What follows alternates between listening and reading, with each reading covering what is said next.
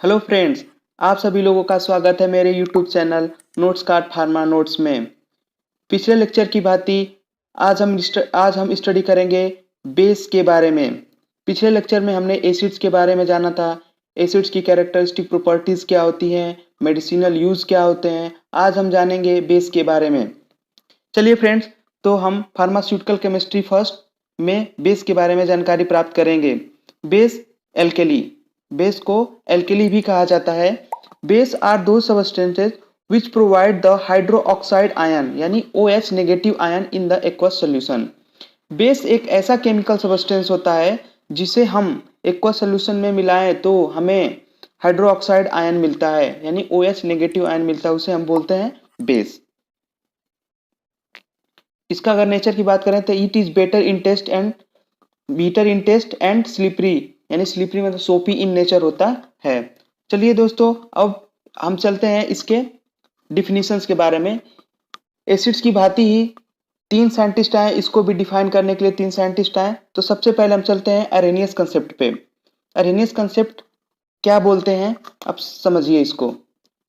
पिछले acid lecture के भांति मैं इस लेक्चर में भी बस आप लोगों को इंट्रो वाला ही पार्ट बताऊंगा, उसके बारे में इंट्रो कैसे है क्या है उसके बारे में समझाऊंगा आप लोगों को। अदरवाइज आप लोगों को कोई दिक्कत हो तो आप notescard.com पे जाएं, वहां से आप लोगों को नोट्स मिल जाएंगे, आप उसको कॉपी कर सकते हैं या जेरोक्स करा सकते हैं। उसके बाद आप लेक्चर के साथ पैरेलल में उसको स्टडी कर सकते हैं और अपनी स्टडी को आगे बढ़ा सकते हैं।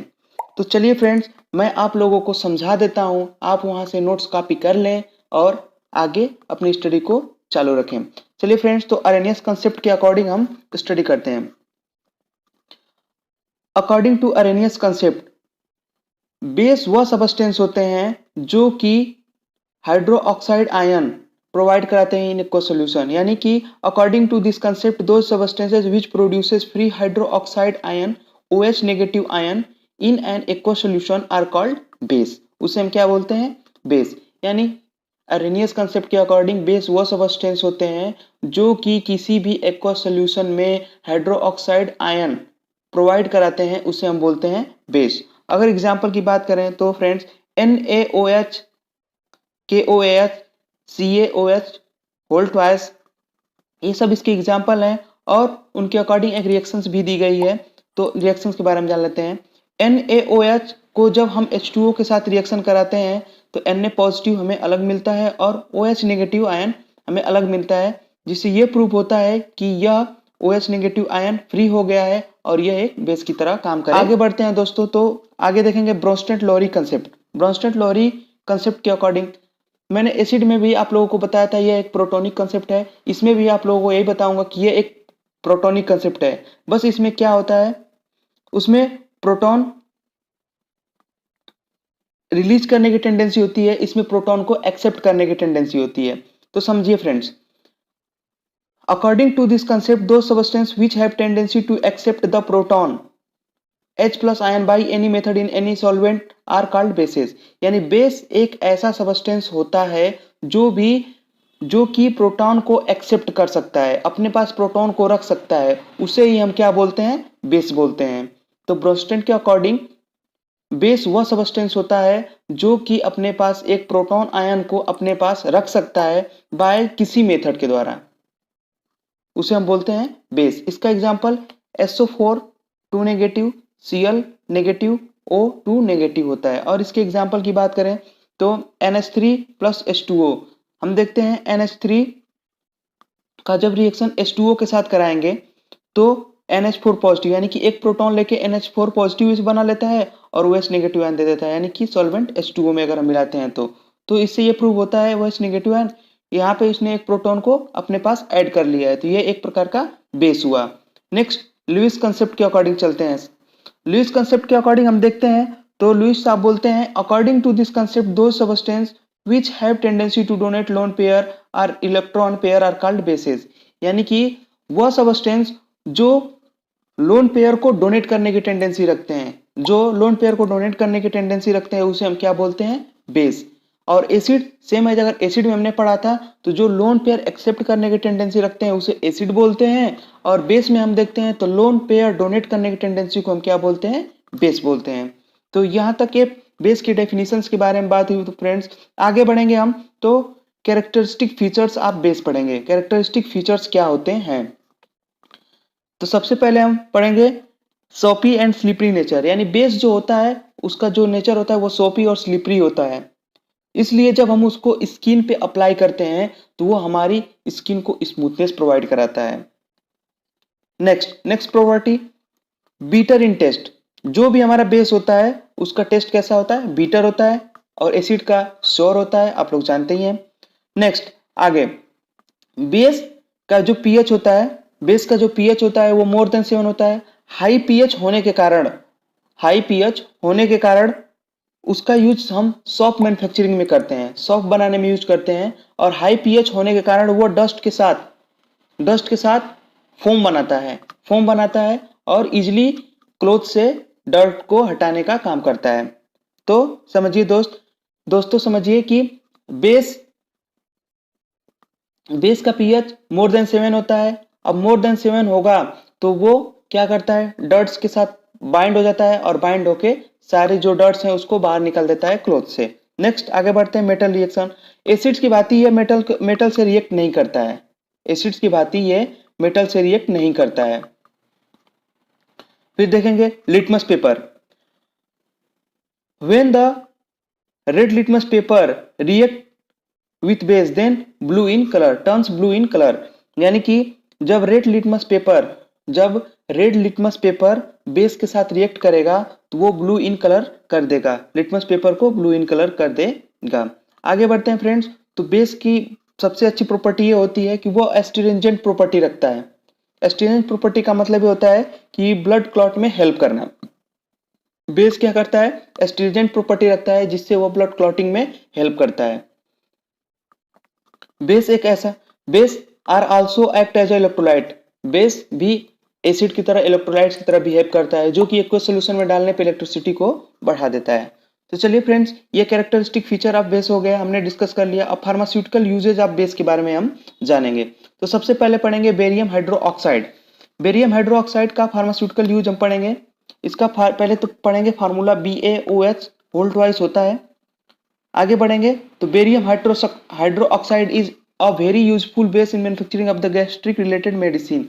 जो भी हमारी गैस्ट्रिक रिलेटेड मेडिसिन होती है उसमें बेरियम का यूज किया जाता है, जिससे वह हमारी GIT को मेंटेन करता है और HCl कंसंट्रेशन को मेंटेन करता है।